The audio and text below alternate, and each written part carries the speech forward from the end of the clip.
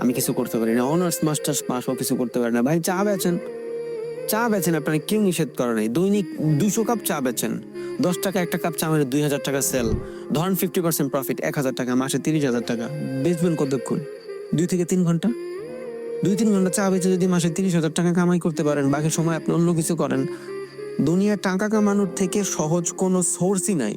শুধু একটা জিনিস বাদ দিতে হবে, মানুষ কি বলবে।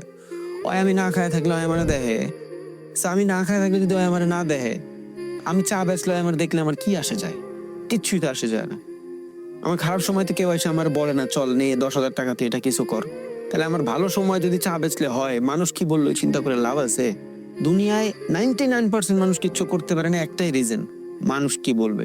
না খায় থাকলেও তো মানুষ বলে, অনেক বেশি খাইলেও তো মানুষ বলে। তো মানুষের চিন্তা করে লাভ নেই, নিজের চিন্তা করেন। যে কোনো কিছু শুরু করেন, টাকা ইনকাম করার সোর্সের কোনো শেষ নাই দুনিয়ায়।